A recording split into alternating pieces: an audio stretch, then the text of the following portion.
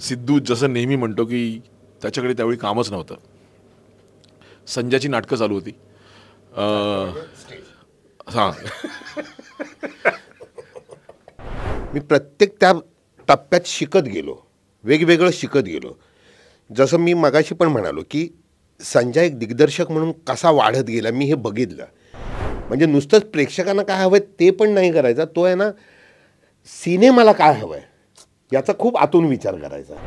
संजय आयुष्यातल्या एका वेगळ्या टप्प्यावर खरं तर ही गोष्ट सुरुवातीला घडली, ये रे रे पैसा. आज त्याचा तिसरा भाग येतोय, पण त्याच्या पलीकडे जाऊन खऱ्या अर्थानं ह्या सिनेमाने तुला काय दिलं? कारण अगदी टेलिव्हिजनपासून आत्तापर्यंतचा प्रवास पाहिला तर गोष्ट फार अनेक चढ उतारांची आहे, ऊन पावसाची आहे. अशा ह्याच्यामधला ये रे रे पैसा आत्ता 18 जुलैला येतोय, काय सांगशील? म्हणजे अगदी तू एकदमच असा काय वेगळ्याच विषयाला हात घातलास. खरं सांगायचं तर ये रे रे पैसा पहिला भाग ज्यावेळी आम्ही केला ना, त्यावेळी सिच्युएशन सगळ्यांचीच डामाडोल होती. ओके,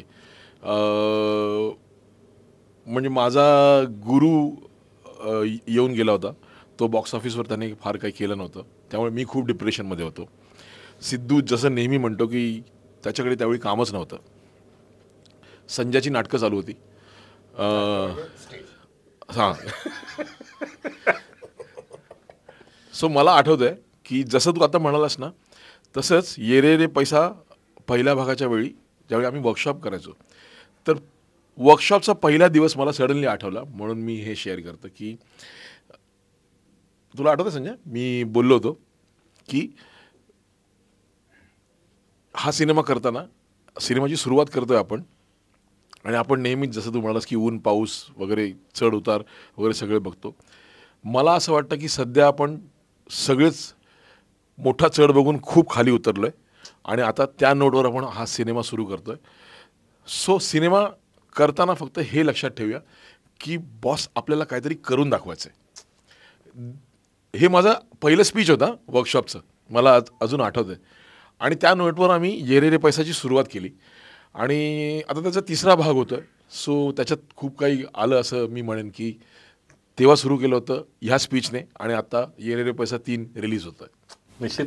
संजय, कशा अर्थाने हा प्रवास आहे, आणि तुझं आणि संजयचं इक्वेशन या गोष्टीबद्दल बोलावंस असं मला वाटतं. हा प्रवास पहिल्यापासून म्हणजे ये रे रे पैसा पार्ट 1 ते 3 हा अत्यंत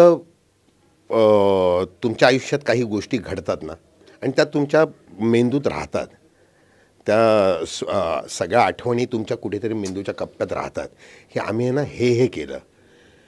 मी नुसतं केलं नाही म्हणत, मी प्रत्येक त्या टप्प्यात शिकत गेलो, वेगवेगळं शिकत गेलो. जसं मी मगाशी पण म्हणालो की संजय एक दिग्दर्शक म्हणून कसा वाढत गेला मी हे बघितलं. जे त्याच्या आधीचा पण सिनेमा सांगतो चेकमेट, तो माइलस्टोन होता संजयचा. म्हणजे संजयनी तो जो सिनेमा केला तो खूप काळाच्या आधी केला होता. तो आत्ता आला असता तर त्याला वेगळं हे मिळालं असतं. तेव्हा तो वेब आणि याच्यामध्ये त्याच्यात तो केला होता. तेव्हाचा संजय आणि आत्ताचा संजय त्याच्यात खूप फरक आहे. तो टेक्निकली आणि हे ते त्याच्यात होता, पण आत्ताच्या संजयमध्ये लोकांना काय आवडेल. म्हणजे जसं मगाशी संजय म्हणाला की इथे तुम्हाला स्पिलबर्ग आणि हे शिकवले जातात, पण सुभाष घई खरं शिकवायला पाहिजे. म्हणजे ते तर शिकवायला पाहिजे तो म्हणाला, पण हां हे शिकवायला पाहिजे. मला तो संजय ह्याच्यात दिसला. ते ट्रान्सफॉर्मेशन हां इन्व्हॉल्व्ह होणं, आणि लोकांना काय हवं आहे, कशा प्रकार लोकांचं मनोरंजन मी करू शकेन, न शोधणारा तो शोधक मला दिसला तिथे, आणि ते इम्प्लिमेंट करणारा पण दिसला. आता उदाहरणार्थ आमच्या ह्या 3मध्ये जे 1मध्ये नव्हतं, 3मध्ये तो सेटचं वातावरण पण तसं ठेवायचं की आता कॉमेडी विनोदी सीन करतो तर कुठल्या तरी पडोसनमधलं गाणं लावायचं बॅकग्राऊंडला जेव्हा लाईटिंग होतं आहे, म्हणजे एक चतुरणार ते तर सगळं, आणि मग त्याप्रमाणे सगळ्यांचे कमेंट्स यायचे, सगळे त्या वातावरणात जायचे, झोनमध्ये जायचे, आणि त्या झोनमध्ये सीन व्हायचा. जर धमकीवाला सीन असेल तर मग कंपनीचं सत्याचं गाणं लावणं, तो झोन तयार करायचा. म्हणजे नुसतंच प्रेक्षकांना काय हवं ते पण नाही करायचा, तो आहे ना सिनेमाला काय हवं आहे याचा खूप आतून विचार करायचा. आणि तो झोन तयार करायचा आणि त्यामुळे ना आम्हाला पण त्याचा फायदा व्हायचा इनडायरेक्टली आणि इतर काम करणाऱ्यांना पण फायदा व्हायचा. तर तो ट्रान्सफॉर्म मी ह्याच्यात बघितला, कसा तो ट्रान्सफर होत गेला हे शिकायला मिळालं. प्लस मला पण खूप शिकायला मिळालं त्याच्यात की हे मी केलेलं आहे, आता मला हे करायचं आहे किंवा मला आता हे करायला हवं हे पण शिका. त्यामुळे हा संपूर्ण प्रवास 1 ते 3चा प्रवास माझ्यासाठी जो लक्षात राहील असा झालेला आहे. सोशल मीडियाच्या भाऊ गर्दीत विश्वासार्हतेने चकाकणारे नाव म्हणजे लेट्सअप मराठी. सगळ्यांना, सगळ्या नागरिकांना ती स्पीच, ती लेट्सअप वरील मुलाखती म्हणजे विचारांचा खजिना. त्यानंतरच्या निवडणुकीमध्ये मला सोडून गेले.